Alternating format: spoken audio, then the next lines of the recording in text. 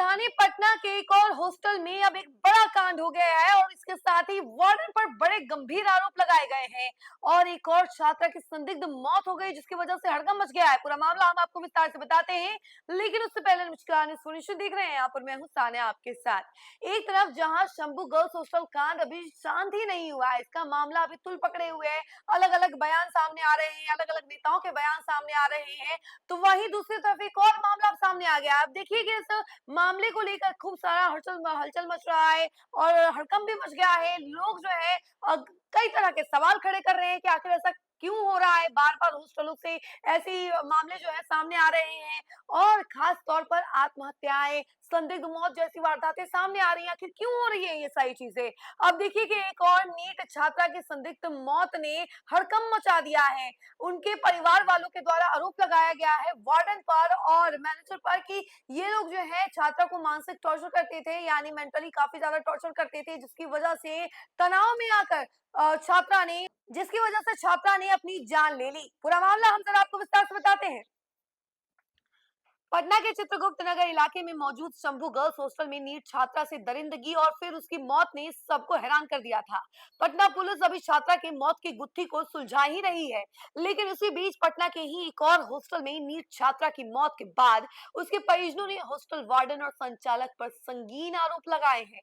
गांधी मैदान थाना क्षेत्र के सीपी ठाकुर रोड स्थित एक गर्ल्स हॉस्टल में रहकर नीट की तैयारी कर रही छात्रा की आत्महत्या मामले में नया मोड़ सामने आया है।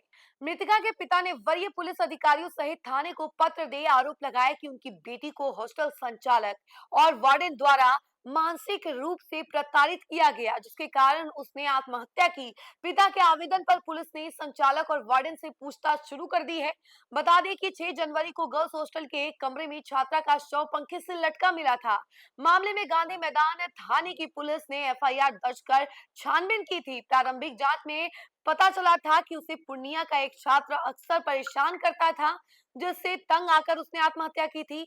मामले में पुलिस ने उसे गिरफ्तार कर लिया था, पर पीड़ित परिवार की ओर से हॉस्टल संचालक और वार्डन पर प्रताड़ना का आरोप लगा जांच की मांग की है। वहीं आरोप लगाया गया है कि परफेक्ट गर्ल्स पीजी हॉस्टल के संचालक विशाल अग्रवाल, रंजित मिश्रा और वार्डन खुशबू कुमार हॉस्टल के प्रभारी द्वारा उसे मानसिक रूप से प्रताड़ित किया जाता था। इसमें उसकी कुछ सहेलियां भी शामिल थी। गांधी मैदान थाना अध्यक्ष ने बताया कि मृतिका की पोस्टमार्टम रिपोर्ट में आत्महत्या की पुष्टि हुई है। उन्होंने बताया कि मृतिका के पिता द्वारा दिए गए आवेदन के आधार पर हॉस्टल के संचालक, वार्डन और अन्य लोगों से इस संबंध में पूछताछ की गई है। घटना के दिन सीसीटीवी फुटेज भी देखा गया है और तब से ही अब देखिए कि हड़कंप मच गया है, क्योंकि अब परिजन जो है, परिवार वाले जो है लगातार ये आरोप लगा रहे हैं कि वार्डन, संचालक जो थे वो सब जानबूझ के जो छात्रा थी उसको परेशान करते थे, मेंटली टॉर्चर करते थे और एक और लड़का उसे टॉर्चर करता था, जिसे गिरफ्तार कर लिया गया था। लेकिन हॉस्टल वार्डन के ऊपर भी अब आरोप लगाया जा रहा है। परिवार वालों की तरफ से एक पत्र लिखकर एफआईआर दर्ज करवाई गई है। अब देखिए कि इसको लेकर और भी मामला पेचीदा होते जा रहा है कि आखिर ऐसा कैसे हो सकता है। अब ये आत्महत्याएं जैसी मामले जो है लगातार क्यों बढ़ते जा रहे हैं, हॉस्टलों में ऐसी चीजें कैसे हो रही है और वार्डन पर भी संगीन आरोप लग रहे हैं कि वार्डन ने जानबूझ के परेशान किया था नीट छात्रा को, तभी जाकर उसने अपनी जान ली है। परेशान होकर, डिप्रेस्ड होकर उसने अपनी जान ले ली है। लेकिन इसको लेकर अब जो नया मोड़ आ गया है उसकी वजह से हड़कंप मच गया है। अब इसको लेकर भी दिखे जाए तो सियासी गलियारों में भी चर्चाएं हो रही हैं, अलग अलग तरीके के बयान सामने आ रहे हैं। इस खबर में फिलहाल के लिए इतना ही। ऐसे ही तमाम अपडेट के लिए जुड़े रहे हमसे और देखते रहे न्यूज़4नेशन। धन्यवाद।